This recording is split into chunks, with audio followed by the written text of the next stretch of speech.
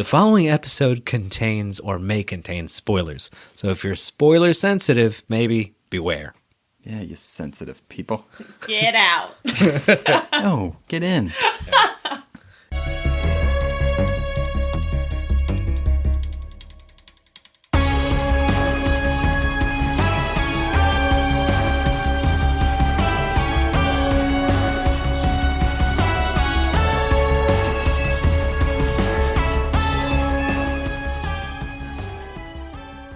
Welcome to the Phantom Zone. 3 fans, 1 podcast, and a sea of comics. I'm Noah. Kayla. Jared. Oh, wait. I'm Captain Jared. Gross. Captain? Yeah, you'll see. You'll see why. So today we have an episode about characters in comics without superpowers. Yay! Crowd goes crazy. Yeah. Well, I mean, this is just another day I couldn't talk about the character I really wanted to talk about, so kind of bummed. Oh, who is that, Kayla? Who is that? Well, when I heard this, I was like, wow, what a perfect opportunity to talk about my fave, Tony Stark. And you guys were like, no. It has to fit these very specific parameters that super hard to fit into. You guys were just very literal about this. I see now I should have communicated better the concept. But that's what a good way to start this, because I think that, so this is about characters in comics that don't have powers, which is worth pointing out because there's a lot that do have powers, right? Like it's superheroes, right? And people forget there's a shit ton of characters, villains, supervillains, whatever, floating around who are just normal people, oftentimes in spandex. Yeah, I mean, I think the biggest... So to explain, I guess, what the parameters were, is characters that don't create something or act as if they do have powers. So like flying or like shooting plasma things and like, doing all that kind of stuff. So we wanted to make them... You shush. So So I think that's a way to think through this, right? So those are parameters, like you said. But just generally just asking the question, like, when do you count a character as having powers? So there's the obvious people that do have powers to the degree we mean it, which is they have some sort of biological ingrained ability to do things that we would think of as superhuman. So Silver Surfers, Superman, Wonder Woman, Thor, the Hulk, all the, they have these sort of like their natural abilities are increased to insane levels, or they can seemingly kind of magically do things. But then there are these characters that are kind of in the middle ground where they sort of function like superheroes, but they kind of created the abilities technologically. So characters like Iron Man is a great example.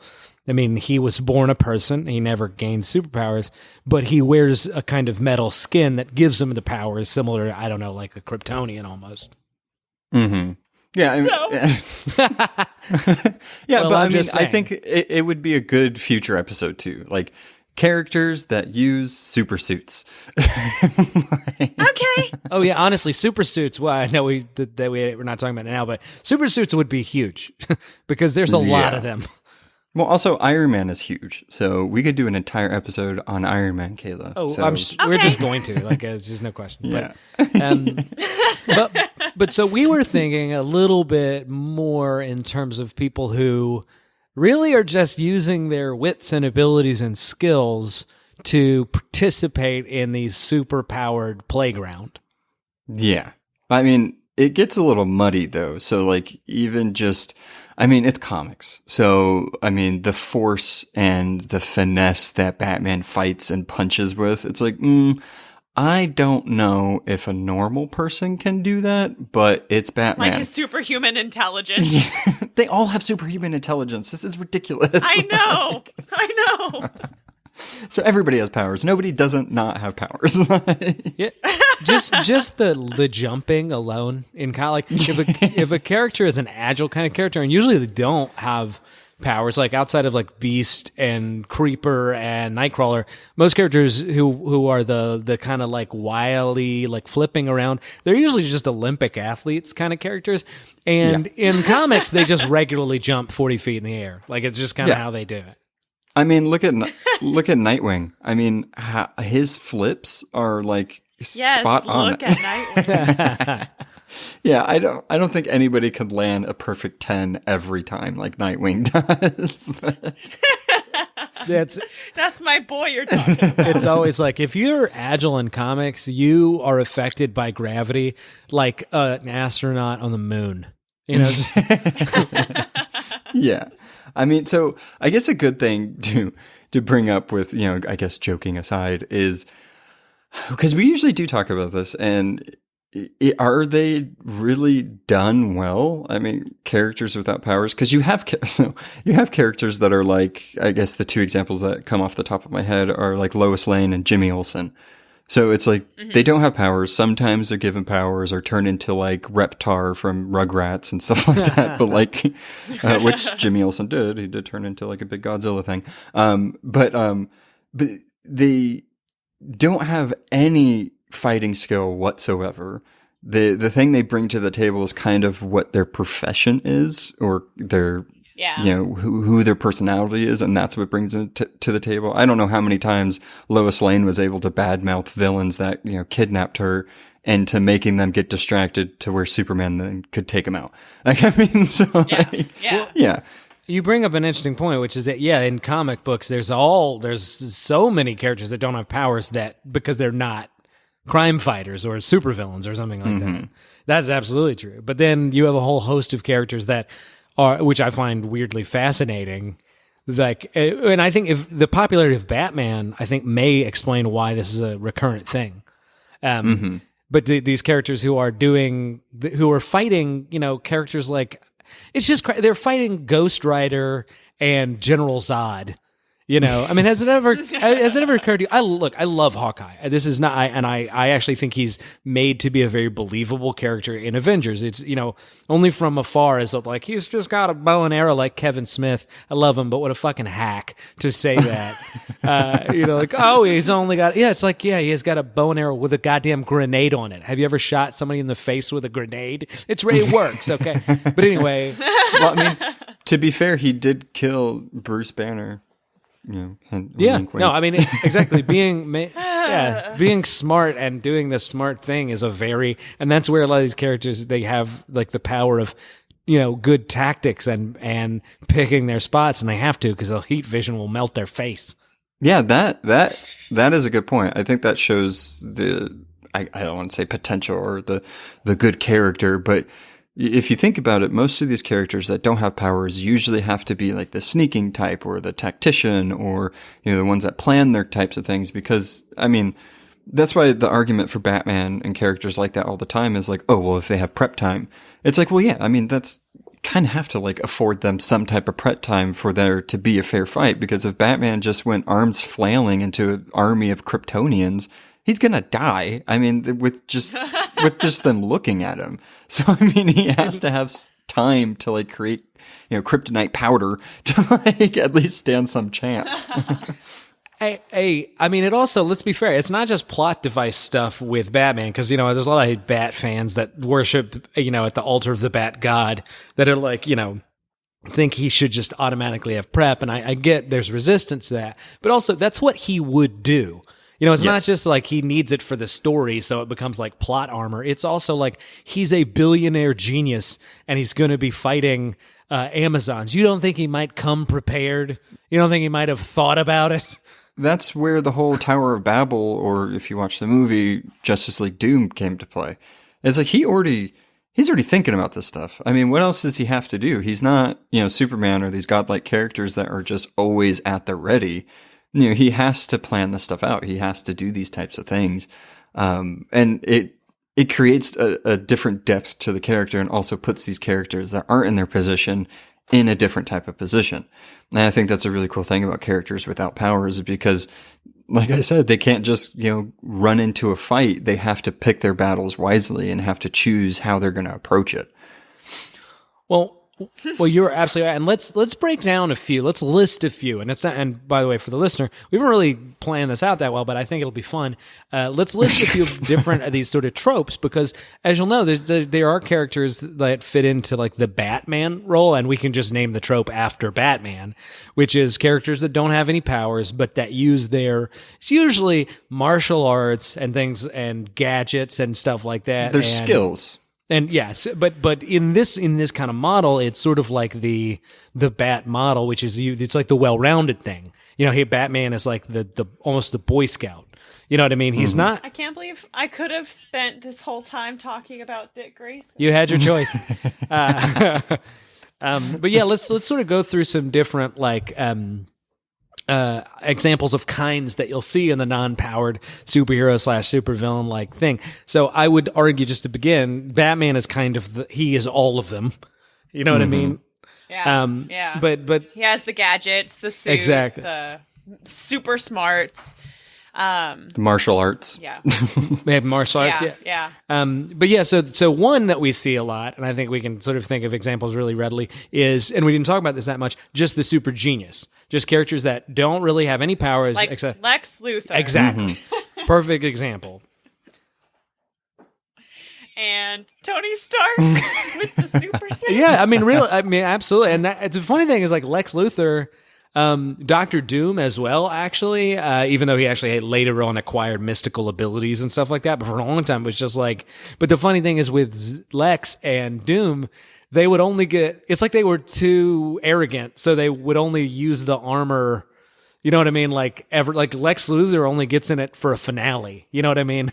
Yeah. Well, to be fair, I did like that he needed to use the armor initially, or in some stories, because he was dying. That's right. Because yeah, he got trapped in he's been around, kryptonite so much. I was like, that is really interesting. And that's also another thing, because there's been stories like that where, these people that were bitten by radioactive things, you would think that they're going to be putting off some, bad things to people that aren't superpowered. And there's been stories where that's actually affected people. So I think that's a really interesting way to kind of rate a story or create something where it causes conflict with powered and non-powered people. To the geniuses, like with Lex and stuff, usually that's the mode. Like they build some shit and it blows up the hero. Or if they're good, they're like on the team and they figured out like the mathematical equation that shuts down Darkseid's brain. You know what I mean? That's their like contribution. Yeah, I mean, without Tony Stark, they wouldn't have been able to create that messy time travel stuff in Endgame and, save the universe. And that's the irony here, is that we're talking about, it's a fictional medium, so you have the in-story powers, but they're characters with intelligence, like Reed Richards or Batman. That's the greatest plot superpower in comic books. You know what I mean? Yep. There's also ninjas. Yes, let's get right into... And yes, that's right. So you have ninjas, right? So who are themselves a kind of subset of just the kind of fighter characters that are out there that run the gamut. There are characters like Shang-Chi, and Cheshire. I was going to say, what's that? I was saying Cheshire. Yeah. Oh, absolutely. Elektra. These characters whose powers are really just fighting so goddamn good that.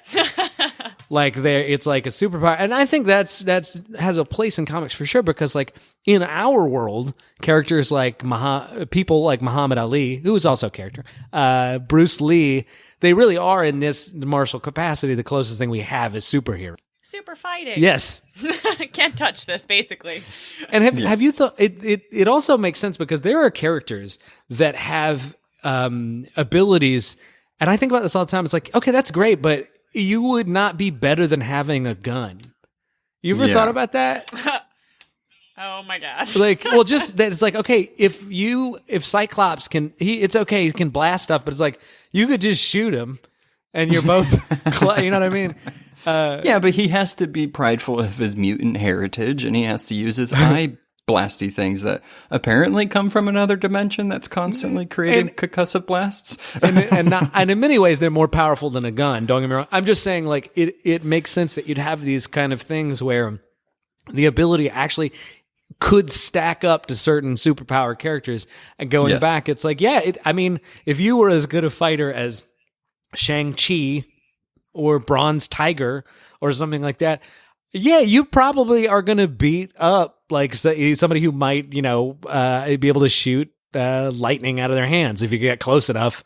You kick them in the face. I talk about this all the time, but remember that one time Punisher destroyed the Marvel Universe? I think guns are pretty... Yeah. Yeah, I mean, that's another type of character, is the ones that shoot things. Shooty guy. Yeah, I mean, Punisher's probably like the best example, or Green Arrow, or Hawkeye and stuff like that. But yeah, I mean, those guys are kind of smart in a way, because they're like, you know what? I know I can't go hand in hand to these people, so I'm just going to shoot them before they can get to me. Yeah, it just reminds me of that Indiana Jones scene. Yeah, of course. And you could imagine a version of that where it's like, I have the power to turn your brain into jello with my mutant ability. And Punisher just shoots him in the kneecap or something like that. Like, I have the power to shoot you in the face or whatever. Yep. But I'm glad you mentioned the other two, which I think are actually a third, or I don't know what number one, but another version of the non-power thing, which is what you could think of as like the circus ability character.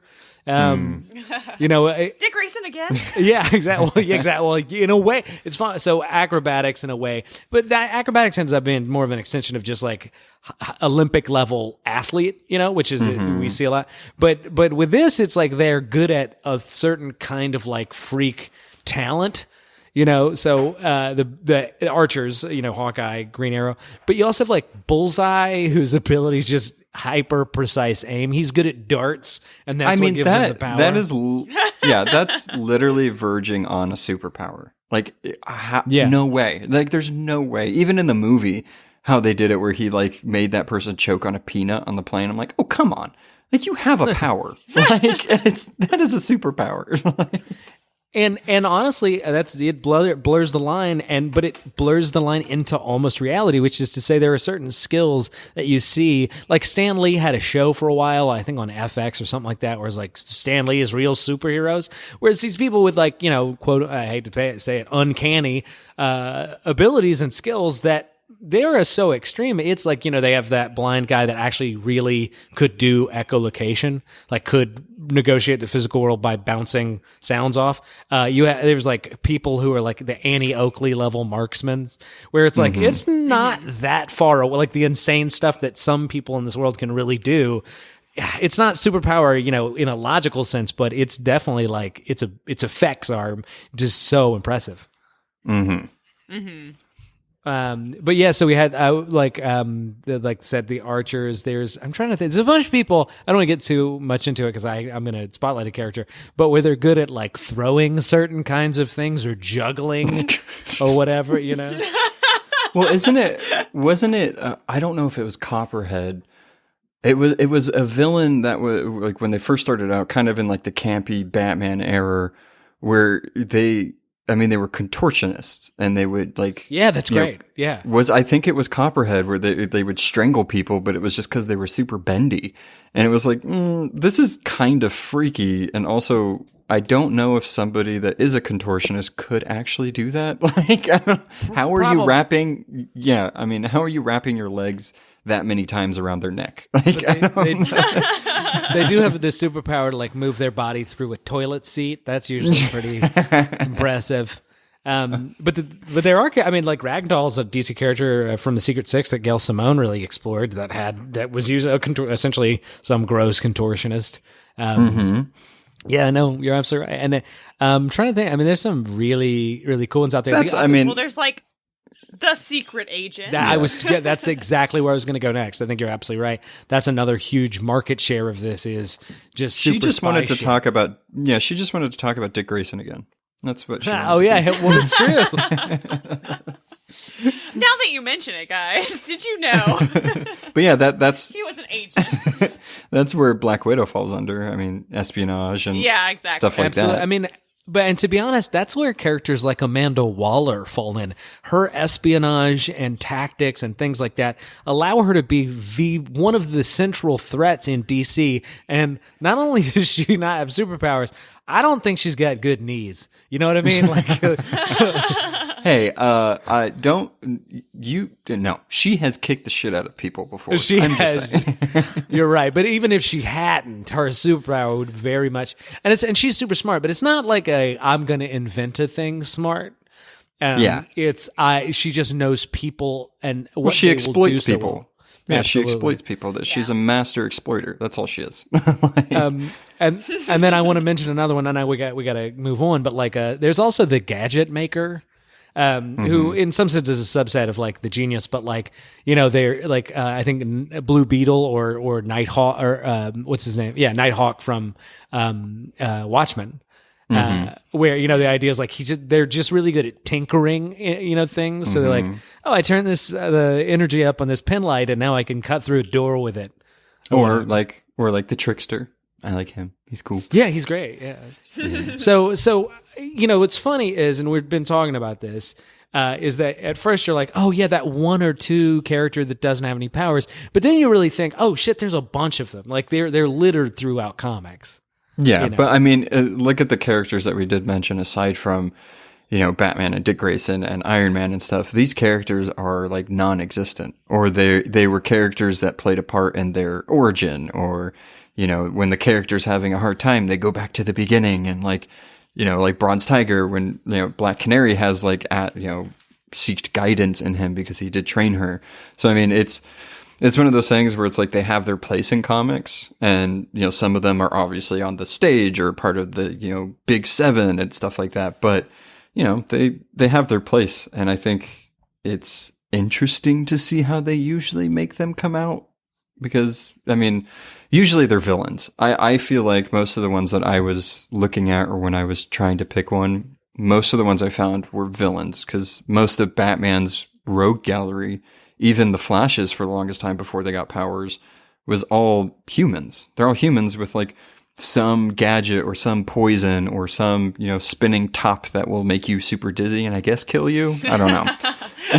Yeah, I think that makes sense, because a lot of times there's a tradition in heroism, even extending past comic books, where the idea is that the hero is the person that uses straightforwardness, which usually requires brawn or some natural inborn ability. We have a tendency to really think about fighting and competitiveness, where a person who is arbitrarily born with aptitude, if they use that, they're being good.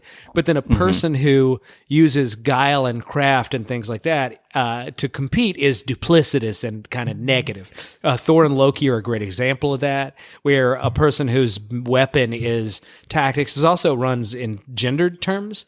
Women's power has often not been related classically as the physical, and we have a tendency to, think of that feminine in the negative sense, and it's really unfortunate. So it makes sense that these characters that are villains in DC end up being like, well, sure, he can't.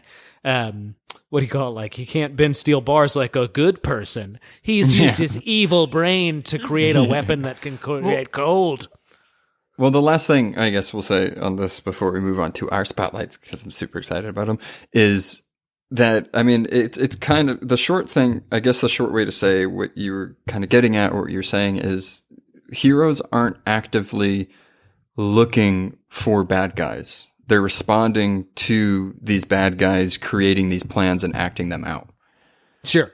So, I mean, yes, they're on patrol and stuff like that, but they're stopping the bank robbers. I'm pretty sure the bank robber wasn't just like walking down the street and was like, you know what? I'm going to rob that bank right now, without like scoping it out and without, you know what I mean? So it typically, and it makes sense that these villains and like, some Spider-Man villains and Flash villains and Batman villains, they're planners, they're cunning and stuff like that. And they use these gadgets that afforded them. You're absolutely right, because it's like the heroes have to be on patrol, they have to be hyper vigilant, but like a villain who's really smart can just be like, I'm gonna go into my dungeon for 10 years and I'm gonna figure out how to turn papayas into explosives. And pretty much. Okay, so spotlight time. So Kayla's going to like this one. So I found a way to talk about Batman without talking about Batman. How? How did you do that? You did? So Dick Grayson? No. So Thomas Wayne Jr. from Earth 3, aka Owlman. You any excuse to do Batman, even if you have to reverse it. In an earlier episode we did with Batman the Animated Series, your episode that you picked was Man Bat, and now you're done Owlman. Yes. And also Midnighter, because the Batman aesthetic, you just can't get away. No, you can't. So Owlman first appeared in Justice League Volume 2, number 23, back in 2013. He's a creep. Okay, just wait. So, so everybody knows Batman's origin story. His parents got murdered in front of him, and he seeks vengeance from then on out. So, with Thomas Wayne Jr., so obviously it's not Bruce, and it's not Thomas Wayne Sr. So in this universe, Earth 3, there's an older brother, Thomas Wayne, Owlman. And he's the eldest son of the Waynes, and he concocts this plan with Bruce, because Bruce still exists in this one, to kill his parents. Because, oh my God, why not? Because he's evil. When they were about to enact the plan, Bruce, being Bruce and still kind of being that Batman way, he kind of hesitated and was like, oh, I don't think we should do this. So what does good old Thomas Wayne Jr. do? He kills Bruce Wayne, his brother, his younger brother, while Alfred, in this universe, murders the Waynes. So, holy shit. So, but the thing I always find weird about this character in Owlman is because he still has that loving fatherly aspect to him that Bruce Wayne does in like our Earth, or the main Earth, because he's deeply upset that he had to kill his brother, which it's like, well, you didn't have to kill any of them to begin with, you crazy person. So, yep. So he time goes by, he becomes Owlman. He uses that identity to strike not just fear, but blackmail, and to pay off important people in Gotham. He essentially is running Gotham. He becomes as what the Joker kind of wanted to be. He's running it. He's the authoritative type of person, and all without powers. So even in this universe, he does not have powers. He just looks like a big owl instead of a giant bat, and he murders people. Like, he has a gun, I believe, as well, and he can fly. So, one of the most interesting things, is there's a Dick Grayson in this universe as well. So Owlman, for some reason, this terrible person, decides to go to the circus, and he I don't know how many villains necessarily go to the circus, but I guess he did. And he became fond of Dick Grayson. Like, he liked his ability. He thought he was, That's the only thing me and Owlman has in common is that we have an obsession with Dick Grayson. Even in this one. And he wants him to become his sidekick. So it's still like kind of going through this universe with that. And so what does he do? He kills Dick Grayson's parents, because how else are you going to... that's how you make an orphan. That way you can... I wouldn't go that far, though, okay? It's important that you know that. That way, I mean, how else do you create a sidekick? You have to murder their parents, then you have to adopt them, then you have to try to brainwash them into making them want to murder other people, even though Dick Grayson in this universe didn't want to. So pretty much where Owlman's biggest story comes from is Forever Evil. Everybody should know this one, or if you don't, you definitely need to read it, because I think it's one of DC's strongest, I guess, like crisis events, big world-changing events.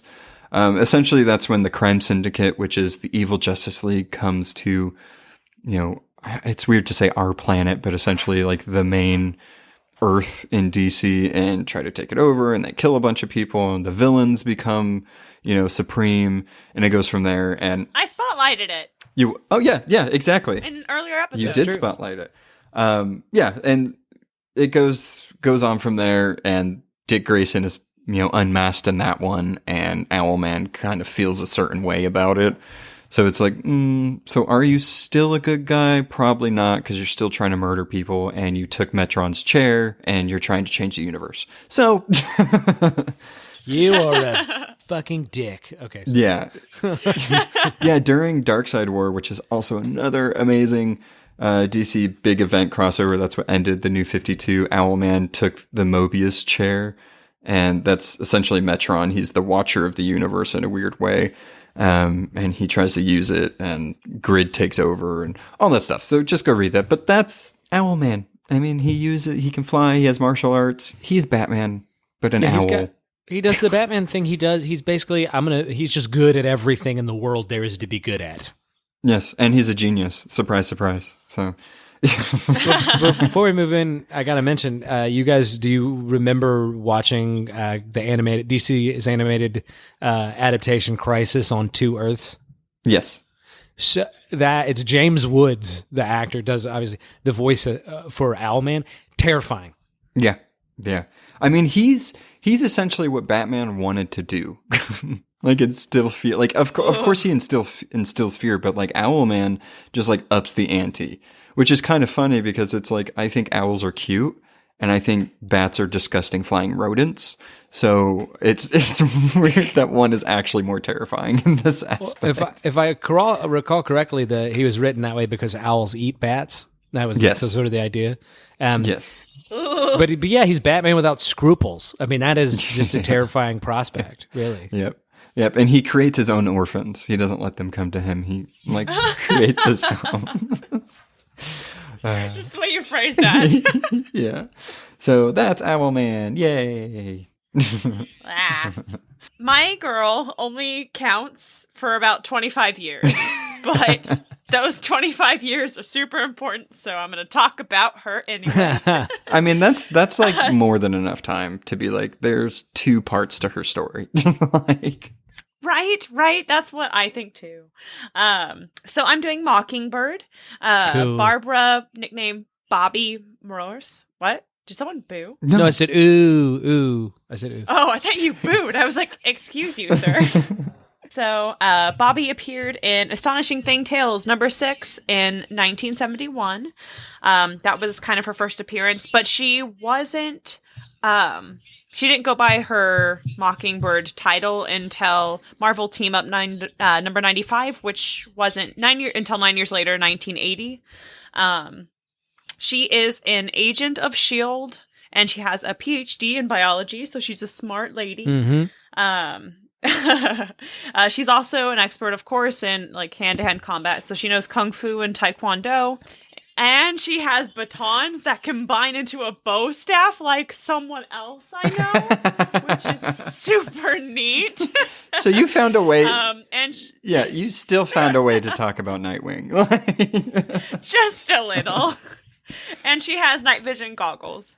The reason that she's kind of excluded from the list nowadays is that she gets gravely injured in one of the runs in 1995. It's the event Over the Edge. She's gravely injured by Superia. And Hawkeye begs Nick Fury to give her the super soldier serum, and one, I can't remember what it was called, but it's like one that stops you from aging or ages you slowly. It's called the Infinity Formula. Yeah, exactly. That's it. So now she kind of has the super soldier serum. She ages very slowly. She kind of doesn't count anymore. But anyway, she had like 25 years, because that happened in 1995, of being awesome without all of this stuff. I do think it's interesting that they gave her powers that have nothing to do with a bird. Right. No, she was called Mockingbird because she likes to taunt her opponents in battle, and that's why her code name is Mockingbird. If that doesn't tell you everything you need to know about her personality, then... Well, that's amazing. Actually, she was originally titled To Kill a Mockingbird. That was her whole name. She was inspired by the courageous narrative abilities of Harper Lee, but yours is good too, your version. But yeah, so she was originally created, like I said, she wasn't Mockingbird until like 9 years after her character was created. She was an agent of S.H.I.E.L.D. and like a love interest of Khazar, who's like a jungle lord. Now, more frequently, she's kind of associated romantically with Hawkeye. Most of the current issues, Hawkeye is her ex-husband, but they were married for a long time. Which Sorry, not to interrupt again, but didn't you think it's funny that there's Green Arrow and Black Canary, and then Hawkeye and Mockingbird? And Mockingbird. Weird. I liked it. I like them. But I mean, kind of narratively, she's kind of suffered in the way most women who's been in comics for like that came into being before the 90s, maybe even the 2000s. There was a story arc where she was kidnapped by the Phantom Rider and raped and kind of hypnotized into like loving him and marrying him, and yikes. It's eventually resolved when she like breaks out of it. Two of her teammates on the Avengers are kind of like, okay, we're gonna bring him to justice. Don't worry, I'm glad you're back. And she's like, no, I want to fucking kill him. And so she goes after him, but she it's like they fight and he's like hanging off of a cliff, and she just like watches him suffer, and then he falls and then he dies. But it was crazy because in universe there was such a big backlash to that, but I feel like it was one of the only times in comics that, I don't know, like a woman was the one that was responsible for kind of killing the person that raped her and tormented her all this time. So it is still like unfortunate, and it only happened because she was a woman in comics in the 70s. Nope. But I thought that was kind of an interesting take. And you know what? I first of all, you gotta love that mod-inspired 70s suit she had. You know what I mean? Yeah. Where it's like a lot of women would wear bell bottoms. She wore bell bottoms on her wrists. That's impressive.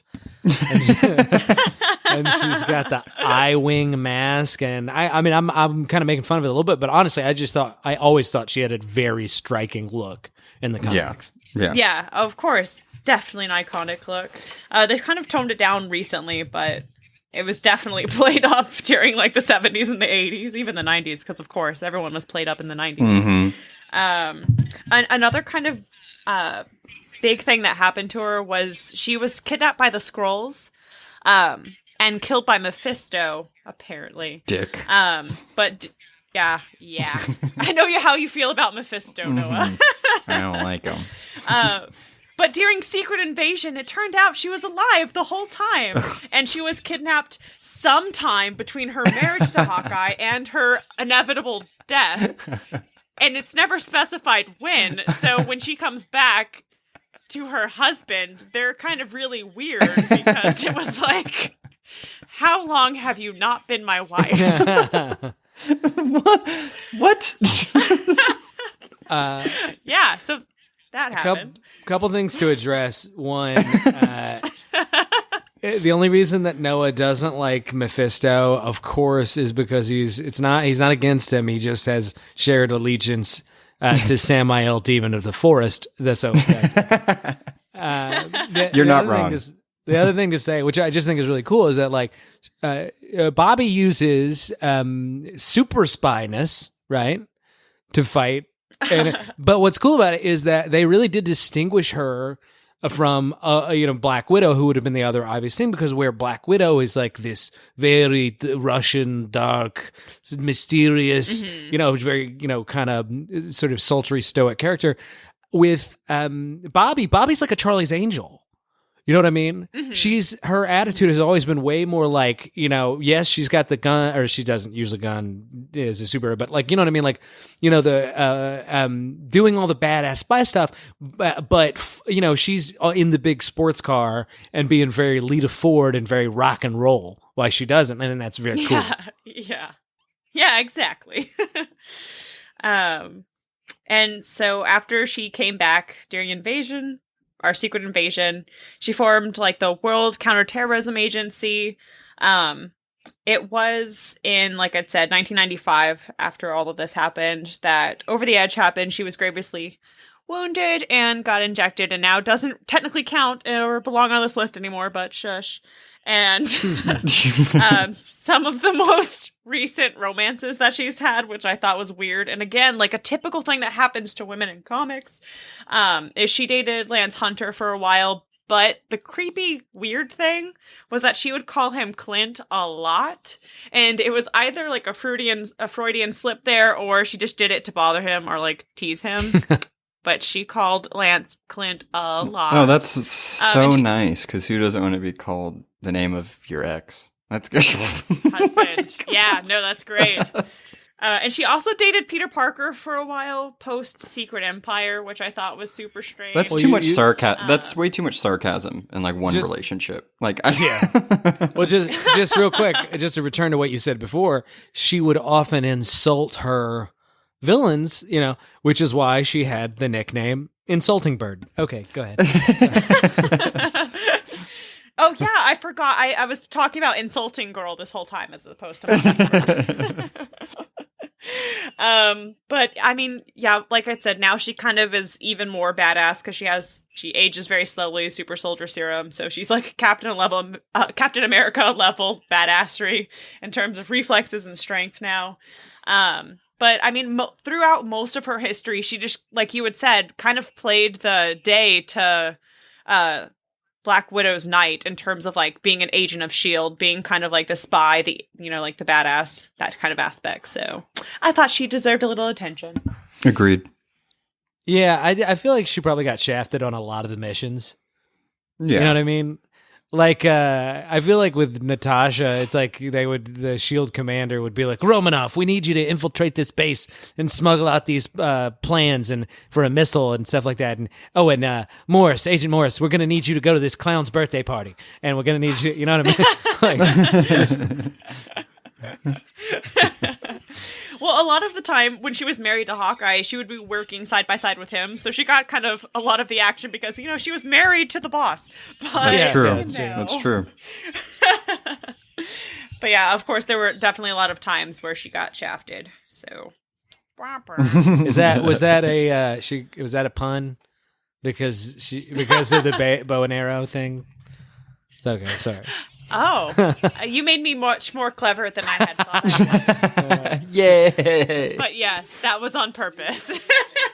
Okay, well, I picked a character I think we all love to hate and hate to love. Maybe, I don't know, but it's Captain Boomerang, right? Interesting choice. Because he's so Australian.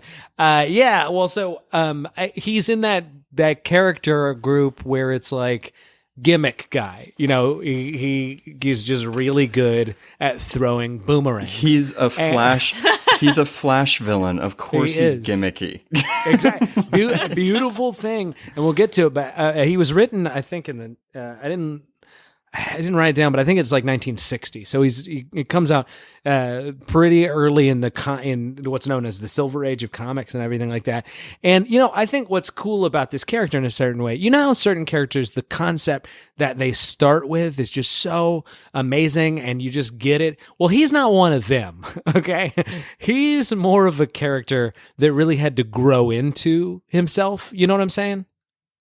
Mm-hmm. And I'll explain kind of how that happened, but like he has a deeply silly origin. And I think one of the reasons I really love Captain Boomerang is because it's something you'd only see in a comic, but not only does it, you read comics and you're okay with the silliness and you're willing to suspend disbelief.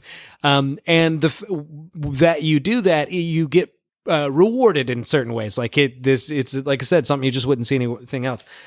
So Australian, and then there've been, by the way, a number of origins for this guy. DC's like kind of reinvented him a few times, but this is kind of the main concept. But his name is George Digger Harkness. I don't know why he's called Digger, by the way, and I'm not gonna look it up because I don't care. Anyway, but by all means do. I just didn't come across the reason, and anyway. And I just gotta say, Captain Boomerang, why are you captain? What are you captain of? Okay, who else throws boomerangs? You can't just be Boomerang. Yeah, who else throws boomerangs like he does?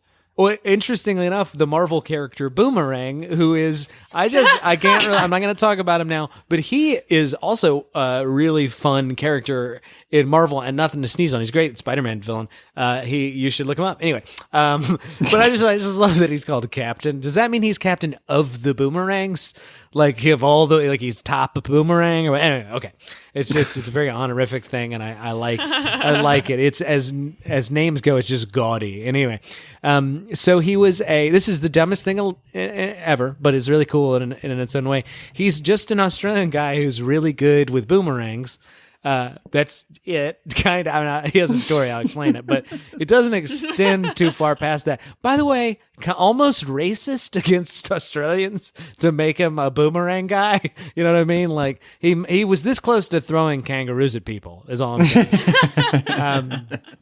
But anyway, so he comes over to the United States. He wants to go to Central City where Flash lives. It's the Flash's city is Central City, right? Yes. Okay, just make sure. Because you got Coast City and Star City. You got all these cities. Okay. Do you really not know Flash that well? It took me but it's because it's almost like a dyslexia because I'm like, is Coast City Hal Jordan or what? Anyway, doesn't matter. Here's the point. Oh my God. We need to get this Flash deep dive going. So we really do. So he wants to go to the United States, Central City, which apparently maybe it's a sister city to Melbourne or something like that. But he wants to go because actually he's from Corroborra, Australia. Anyway, doesn't matter. He wants to do it just because he's like, I'll be a criminal there. I'll explain his character, like his personality a little bit, makes a little bit of sense.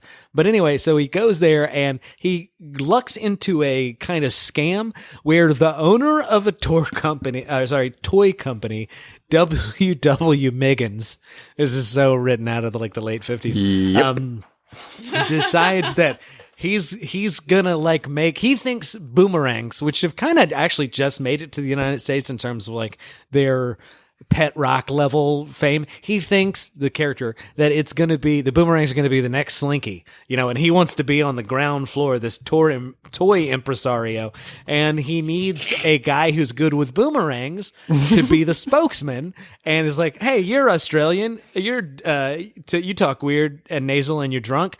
Can you throw a boomerang? You can. Well, be my Captain Boomerang, wear this thing, and throw boomerangs around. And so Digger says, well, okay, that sounds good, but also I'm going to be a jewelry thief. And he's like that classic story of the boomerang aficionado during the day and jewelry thief by night. So he does that. I mean, that's exactly how it would work in real life. Yes, of course. There is I have no disbelief in this. Thank God I stayed away from boomerangs. That could have led to something awful. Anyway, so so Flash basically figures him out very quickly and defeats him. And honestly, that's the origin of this character. And then he's grown more interesting and compelling. At first, he's just this fun, silly gimmick. And actually, John Ostrander, the writer of Suicide Squad, which I'll get to, the classic writer, loved writing Boomer for this reason, because he was so silly. And Ostrander maintained it's like when you have a character that has almost no dignity, you can do anything with them, and it creates just so much fun. So you can have them do silly stuff, you can have them do kind of currish, low stuff or whatever. But so he's just this gimmick villain, but there's a couple things that happen in his history where he's allowed to be expanded to an actually kind of interesting character. One is what Noah mentioned, and this has had different heights in the Flash's history. He's one of the main rogues, and he's just it's a fun visual to see him, just throwing these trick boomerangs. His modus operandi is, outside of just being accurate with things like razor boomerangs, he has acid boomerangs and sonic ones and explosive ones, stuff like that. So it's a lot of stuff for Flash to be dodging and moving around. And he's also just a general kind of crafty guy. You wouldn't call him a genius, but he's good at inventing little gadgets and different plans. He's also Two-Face. Two-Face has the big coin that he's always trying to hit Batman with or something like that. Well, Boomer several times has tried to hit Flash with a giant rocket boomerang. Yeah, that's just something he's gonna do. Okay, that's just insane. I mean, it was doomed to failure very clearly. Not unlike a man who's whose superpower is throwing boomerangs. But by the way. What did he think was going to happen? Like what was, I don't know. That's so dumb. It's the logical reasoning of a man who's like, I'm going to use boomerangs to fight superheroes. Yeah, I mean, it's so hard being a Flash fan because of him. Like, I mean, because of his villains and stuff like that. Because it's like, there's a villain called the Top, and he's a spinning top. Like, he's just, but it's so but they're so lovable and interesting. And I was going to say, so you get to see what Boomer's like through the Rogues, his interactions with them. But also you get to see what he's like because he was one of the first characters to be inducted in Amanda Waller's Suicide Squad. Yes. And in those comics, he would have been just a gimmick villain, because he ends up in these ensemble casts, he's been fleshed out in ways that you haven't seen before. And he's simple but interesting, which is that he's kind of maybe a borderline narcissist or a sociopath. He's for sure. But not a sadistic one, just he's a deeply cynical, selfish person. He's only out for himself. And he's also deeply superficial, but in a fun-loving, id-like way. So most of the time he ends up functioning as a kind of like comic relief in the things where everybody has these devious plans, or they're evil, they're trying to kidnap somebody or something like that. He mostly doesn't give a shit. Like there's several like plot lines in Suicide Squad where he's just bored of the mission and makes mischief because why not? Because I don't care about, killing this politician in Santa Prisca, and I also don't really care if I get my head exploded. So why not do a thing where I frame one of the characters for murder or something like that. So he's just really, really fun. Yeah, I like how he's usually, like in the Suicide Squad, how he's usually not the person to be killed, but also he's like not doing anything the entire time except for running, because like he has boomerangs. And they've kind of, the funny thing in the movie, they made it, you know what a bogan is? Have you guys ever heard the expression bogan? No. No. So a bogan, right? A bogan is like an Australian redneck. And I actually, the funny thing, the Suicide Squad, I thought they did an interesting, like that movie sucks, but their their Captain Boomerang, I thought was a good translation. Yeah, I think he was hilarious. Yeah, I thought he kind of embodied what that character is. Like he's kind of like the douchebag and the nonchalant kind of guy, but then he'll kind of show his ability a little bit. But to be fair, I think, the way they wrote that role was for Tom Hardy. He was supposed to play Captain Boomerang. So it was a little weird to see that other guy act as him, because I could see Tom Hardy and like the way he was supposed to be acting. You know what I mean? But I wish I could remember that guy's name. It's Jay Courtney or Jay Bentley. I can't remember. Yeah, something like that. But the guy, well, to his credit, that guy's actually Australian. Hardy's not, and I thought that there's actually a scene in Suicide Squad that's directly out of the comic, and I think that they just, and it's a great scene for Boomer, and I think that the movie's kind of poorly edited, so it doesn't have the cool. Maybe some of you won't remember, but it's the one where he tricks Slipknot into blowing up his own head.